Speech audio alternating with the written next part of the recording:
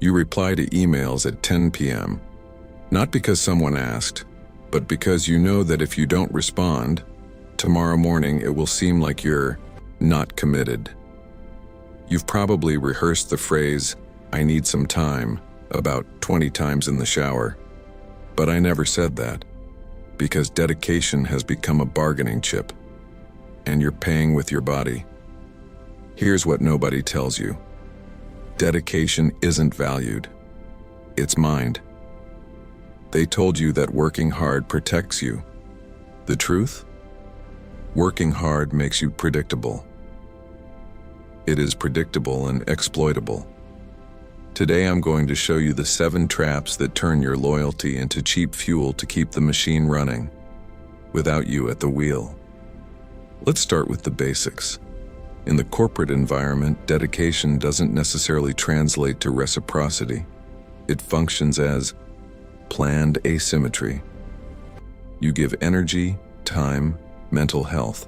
They respond with culture, purpose, and promises without a timeline.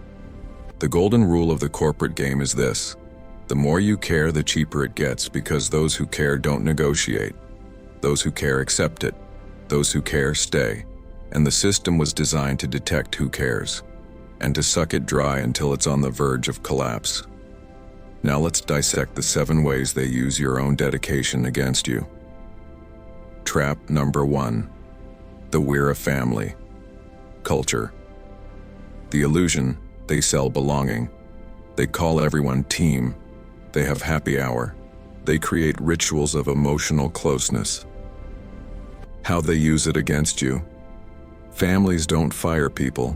Family doesn't ignore your burnout. But the company is laying people off. And when you question the overload, they'll say, "But we always helped each other, right?" Translation: you should be emotionally available 24/7 because we're close. Tactical defense: treat the company as a contract, not like a clan.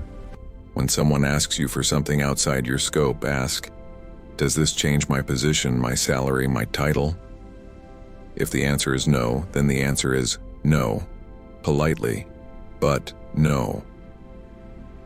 Trap. For 2. Symbolic rewards instead of structural ones. The illusion: employee of the month. Public congratulations on Slack. His work was essential. How they use it against you. Verbal recognition costs nothing. Raising the bar costs money. Promotion requires infrastructure. Then they reward you with applause. And they expect you to keep running with an empty tank because your effort was noticed. Tactical defense. Compliments don't pay the rent. When you receive a compliment, say thank you. And in the same conversation, ask, "Great. How does this translate to my formal career progression?" Turn recognition into a metric, or discard it as noise. Trap. 3. Recurring artificial emergencies. The illusion: we need this yesterday. It's just this once. The customer is on top of things. How they use it against you. Real urgency is punctual. Chronic urgency is control architecture. If everything is urgent, then nothing is urgent. But you become the permanent buffer against someone else's poorly managed chaos. Tactical defense. Don't absorb other people's anxiety. When someone asks you for something urgent, ask, "What do I have to remove from my list to make room for this?" Specify the UNC cost. Whoever creates urgency must negotiate priority, not just transferring pressure. Trap 4. Silent expansion of responsibilities. The illusion: you're so good at this. It would be great if you could play this too. No one knows this as well as you do. How they use it against you.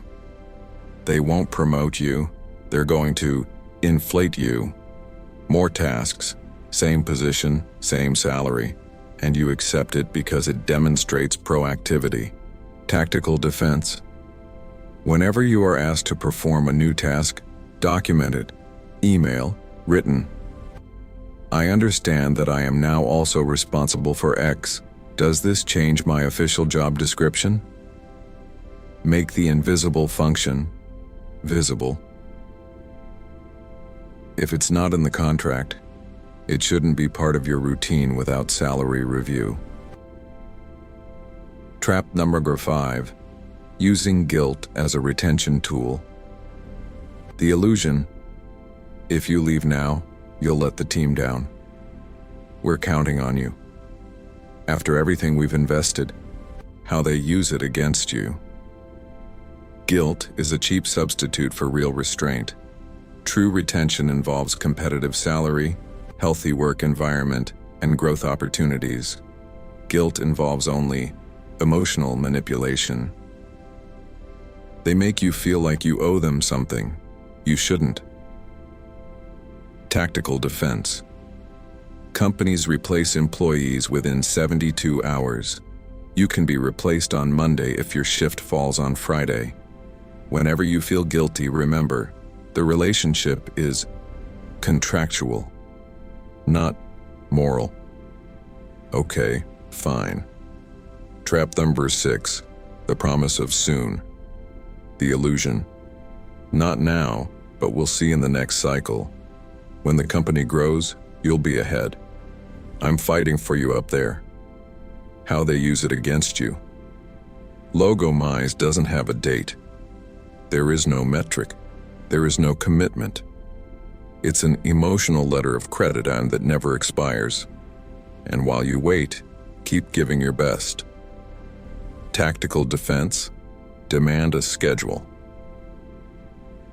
I understand. When can we formally review this? What's the date? If they don't put it on the calendar, it doesn't exist. Treat verbal promises like vaporado. Trap 7.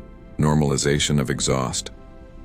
The illusion: everyone is tired. It's part of the process. That's just how startups are. Here, we're truly committed. How they use it against you.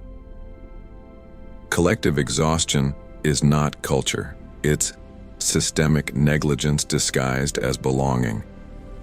They romanticize collapse, and you think enduring is resistance. It is not. It's erosion. Tactical defense. Your body doesn't negotiate. When exhaustion sets in, don't wait for permission to slow down. Take the day off. Use the certificate. Turn off Slack. Treat your nervous system as critical infrastructure. Because he is. Dedication is not a flaw. But in the corporate environment, dedication without a defense architecture is free fuel.